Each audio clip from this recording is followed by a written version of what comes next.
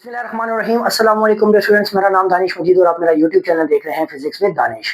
तो बच्चों, जैसा कि आप लोगों को पता है कि हम लोगों ने क्लास 11 फिजिक्स का chapter number 4 rotational motion and circular motion को स्टार्ट किया हुआ था। ठीक हो गया। तो अब देखिए बच्चों, इसके इंट्रोडक्टरी पार्ट के अंदर मैंने आप लोगों को सर्कुलर मोशन और रोटेशन मोशन का जो बेसिक डिफरेंस है वो मैंने आपके साथ एक्सप्लेन किया। उससे रिलेटेड डिफरेंट टर्म्स को भी मैंने डिस्कस किया कि किस टर्म को कैसे रिप्रेजेंट किया जाता है। ठीक है।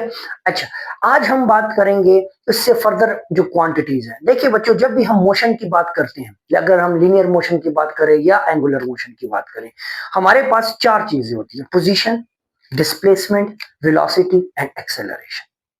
ऐसा ही है।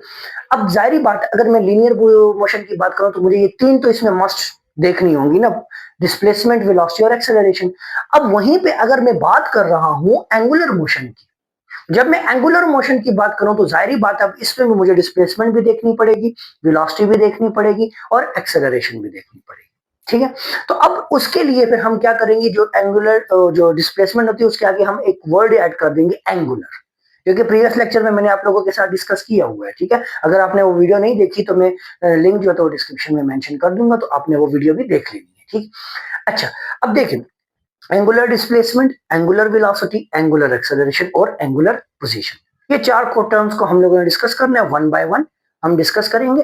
अब हम बढ़ते हैं अपने मेन टॉपिक जो कि हमारा है angular position and angular displacement. अच्छा बच्चों, समझते हैं एंगुलर पोजीशन जो है, पोजीशन का वर्ड लीनियर मोशन में हम पोजीशन को कैसे डिफाइन करते हैं कि आप अपनी लोकेशन, अपनी जिस जगह पे आप मौजूद हैं, वो आप किसी को एक्सप्लेन करें किसी रेफरेंस के जरिए। जैसे मैं आपसे पूछता हूं बच्चे आप कहाँ पे हैं, आप कहेंगे जी सर मैं प्रिंसिपल के ऑफिस में था, या मैं स्टाफ रूम में था, या वॉशरूम गया हुआ था। मतलब कि ये जो आप वर्ड्स यूज कर रहे हैं, ये आप अपनी पोजीशन को एक्सप्लेन करने के लिए एक रेफरेंस यूज कर रहे हैं। समझ आ रही है? बेसिक पॉइंट है। जिस तरह हम लीनियर मोशन की बात करते हैं, लीनियर मोशन में पोजीशन को इसी तरह डिफाइन किया जाता था ना, कि आपसे मैं पूछता हूँ कि आप किधर है, आप कहेंगे जी मैं कॉलेज के गेट के आगे खड़ा हूँ। आपसे कोई कॉल करके पूछता है, जी गाड़ी वाला पूछ लेता है, जी बच्चे आप कहाँ पे खड़े हो, आप कहते हो जी मैं कॉलेज के गेट के आगे। अब कॉलेज का गेट आपने एज अ रेफरेंस यूज किया। समझ आई? तो इसी तरह अब पोजीशन के अंदर एंगुलर पोजीशन में भी अब हमें एक रेफरेंस पॉइंट चाहिए होता है, जिसके अक्रॉस हम क्या करते हैं, अपनी पोजीशन को एंगुलर मोशन के अंदर एंगुलर पोजीशन को एक्सप्लेन करते हैं। तो अब मैंने यहाँ पे लिखा है कि the angular position is denoted by theta. ठीक है। अब ये क्या, ये आगे एक्सप्लेन करता हूँ। अच्छा, the angle through which position vector of a moving object is displaced relative to specific reference direction. मतलब क्या, मैं बताता हूं। लेट्स सपोज बच्चों मेरे पास क्या है, एक सर्कल है। ठीक है। अब इस सर्कल के अंदर हमारे पास यहां पे सेंटर पॉइंट आ गया, और यहां से यहां तक का जो डिस्टेंस आ गया वो क्या आ गया, वो रेडियस आर आ गया। ठीक है।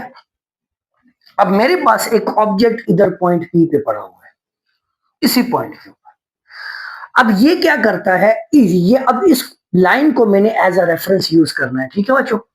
अब ये एक वेक्टर को हम देख लेते हैं जी, ये वेक्टर क्या है, इस पॉइंट के ऊपर इसकी पोजीशन को बता रहा है कि जी ये इतने एक्स एक्सिस के साथ अभी इसने कोई एंगल एक्सटेंड नहीं किया। ठीक है। अब ये यहां से पी पॉइंट से इस क्यू पॉइंट पे पहुंच गया। ठीक है। अब इस ये जब पी से क्यू तक गया तो इसने यहां पे एक एंगल थीटा को एक्सटेंड किया।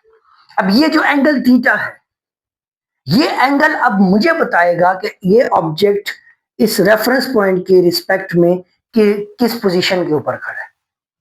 समझ आ रही है? जैसे हम लोग अपनी पोजीशन, जैसे मैंने अभी आपको एग्जांपल दी कि कॉलेज की गेट के आगे खड़ा हूं, तो वहां पे अब कॉलेज का गेट क्या था, वो एक रेफरेंस पॉइंट था कि नहीं था।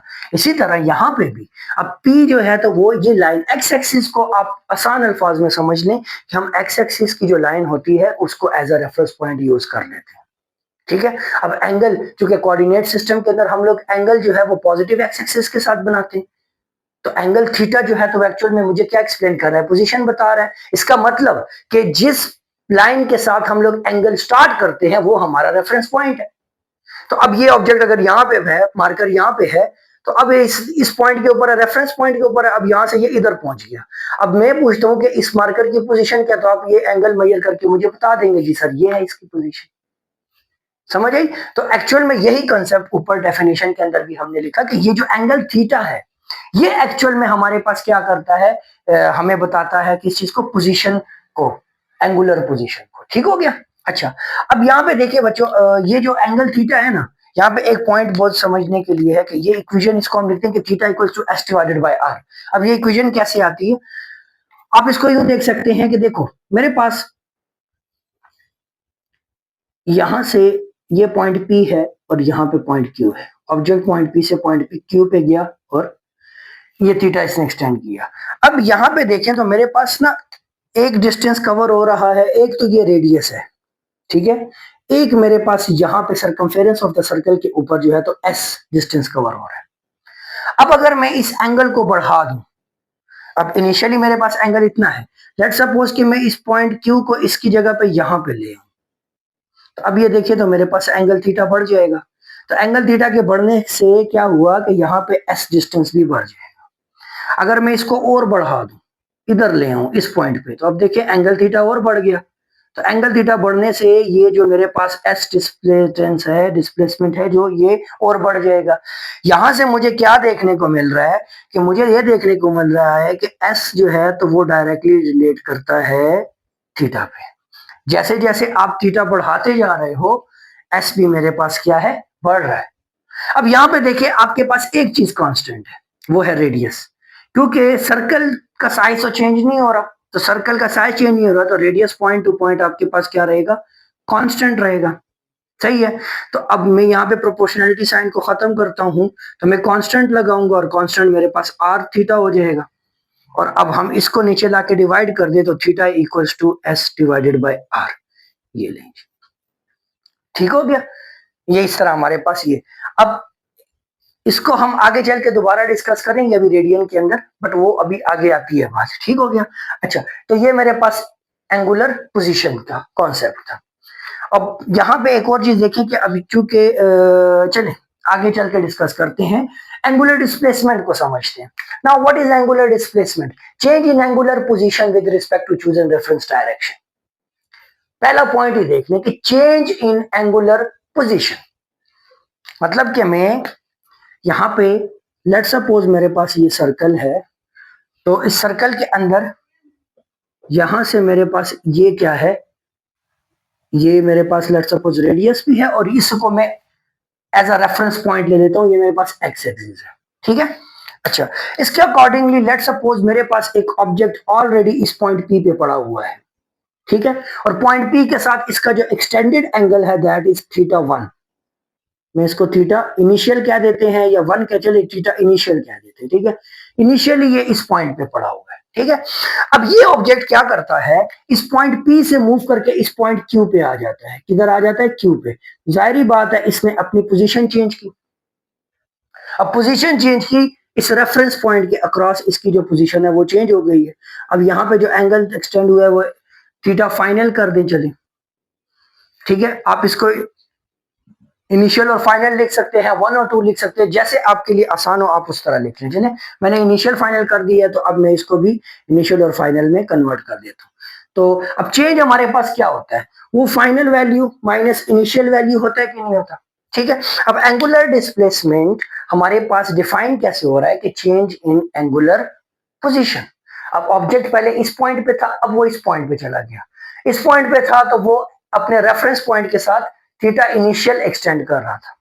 जब वो इस पॉइंट पे पहुंचा तो वो अब थीटा फाइनल एक्सटेंड कर रहा है। ठीक है? तो अब इन दोनों के दरमियान का जो डिफरेंस होगा वो एक्चुअल में मुझे क्या एक्सप्लेन करेगा, वो यहां से यहां तक का थीटा में आने वाला चेंज रिप्रेजेंट करेगा। और यही चेंज मेरे पास क्या होगा, इसका एंगुलर डिस्प्लेसमेंट होगा। समझ आई? उम्मीद करता हूं आपको ये पॉइंट समझ आया होगा कि जो इन दोनों पॉइंट्स के दरमियान जो पोजीशन का चेंज आया है, तो वो जो चेंज है वो एक्चुअल में क्या हुआ है, वो एंगुलर डिस्प्लेसमेंट को रिप्रेजेंट कर रहा है। अब मुझे कैसे पता चलेगा कि एक ऑब्जेक्ट जो है वो इस पॉइंट पे था, अब वो इधर आ गया तो इसने कितना डिस्प्लेसमेंट कवर किया एंगल के अक्रॉस। तो मैं क्या करूंगा, इसके फाइनल पोजीशन से इनिशियल पोजीशन जहां पे ये मौजूद था, अब जितना इनिशियली इसने जो एंगल एक्सटेंड किया हुआ था अपने रेफरेंस पॉइंट के साथ, अब फाइनली इसने जितना एंगल एक्सटेंड कर दिया उसमें से इनको माइनस करूंगा, मेरे पास एंगुलर डिस्प्लेसमेंट निकल के आ जाएगी। ठीक है, अब इसको हम मेजर करते हैं, ऐसा यूनिट इसका जो होता है वो रेडियन होता है। ठीक है, जो ऐसा यूनिट है वो इसका रेडियन है। बाकी इसके लिए हम लोग एक और यूनिट डिग्री भी यूज करते हैं, क्योंकि एंगल है ना, तो एंगल मेजर करें तो डिग्री में भी हो सकता है। अच्छा, रेवोल्यूशन में भी होता है, रेवोल्यूशन भी होती है। ठीक है, रेवोल्यूशन भी एज अ यूनिट यूज होता है, तो आप डिफरेंट और भी यूनिट यूज कर सकते हैं, बट जो इसका ऐसा यूनिट है वो क्या है, वो रेडियन है। अब रेडियन क्या होता है बच्चों, वन रेडियन क्या है? तो वन रेडियन को इस तरह समझते हैं कि मेरे पास ये सर्कल है, इसमें ये रेडियस आर है, यहां पे पॉइंट पी के ऊपर मेरे पास एक ऑब्जेक्ट पड़ा हुआ है। अब ये ऑब्जेक्ट क्या करे कि ये इस पॉइंट पी से पॉइंट क्यू पे आ जाए। ठीक है, तो अब जाहिर बात है इसने सरकमफेरेंस ऑफ द सर्कल के ऊपर भी कुछ डिस्टेंस कवर किया, जिसको मैं एस से रिप्रेजेंट करूंगा।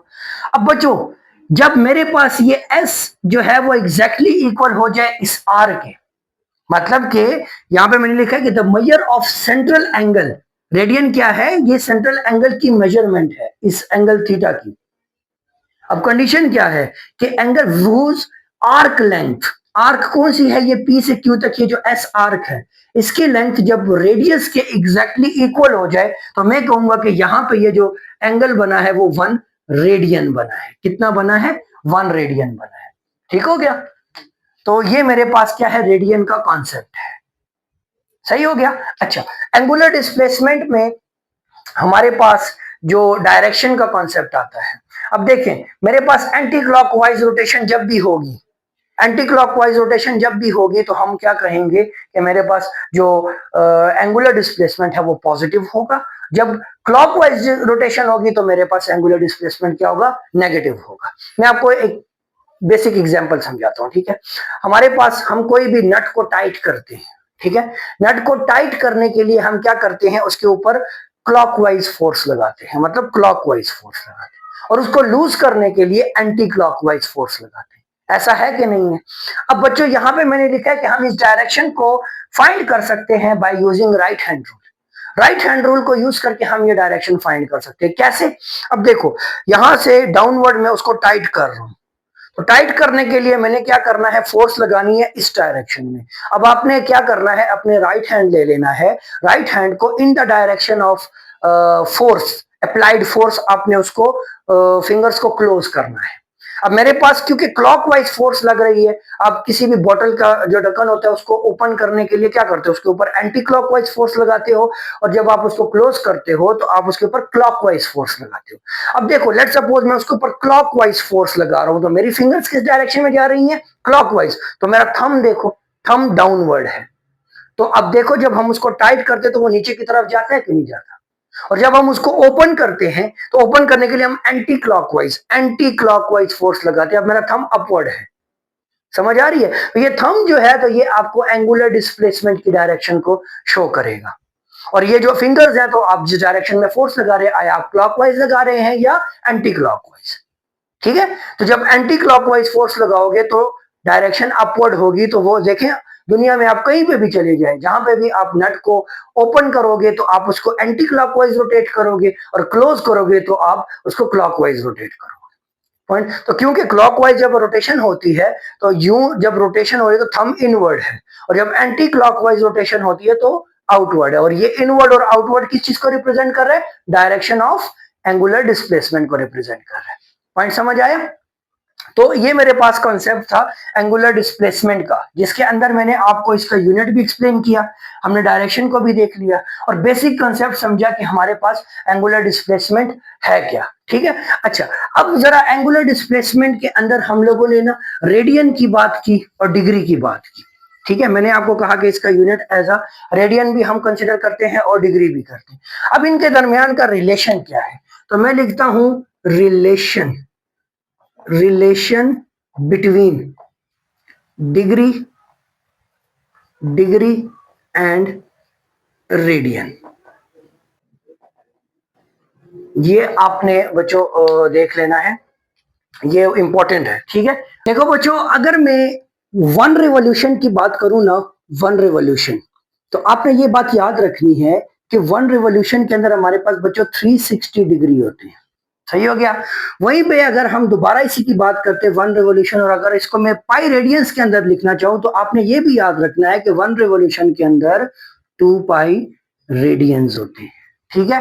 तो अगर वन रिवॉल्यूशन में 360 है, वन रिवॉल्यूशन में 2 पाई रेडियन है, तो इट्स मीन के 2 pi radian equals to 360 degree.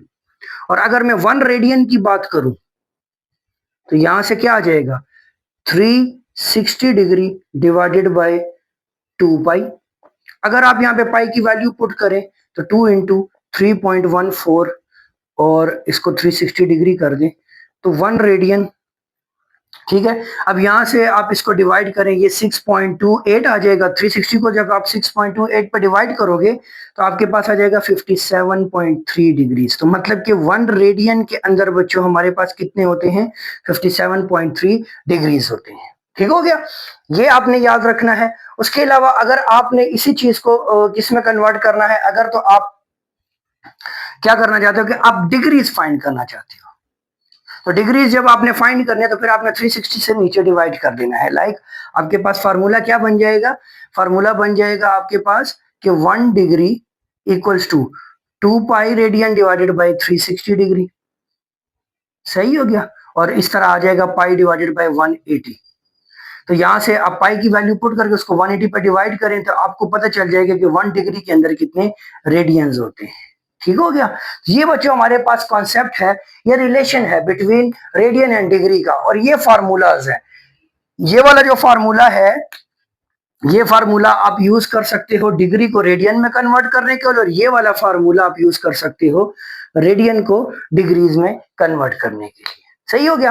तो ये बच्चों हमारे पास बेसिक कॉन्सेप्ट था एंगुलर डिस्प्लेसमेंट और एंगुलर पोजीशन का। उम्मीद करूंगा कि आपको ये सारे का सारा कॉन्सेप्ट इजीली समझ आया होगा। बच्चों कोई भी क्वेश्चन हो, कोई भी क्वेरी हो तो आपने मुझे कमेंट करके जरूर बताना है। अगर तो आप इस चैनल पे न्यू है तो चैनल को सब्सक्राइब कीजिएगा, वीडियो को लाइक कीजिएगा और अपने दोस्तों के साथ शेयर भी कीजिएगा। तो नेक्स्ट वीडियो तक अपना ख्याल रखिएगा बच्चों, तब तक के लिए अल्लाह हाफिज।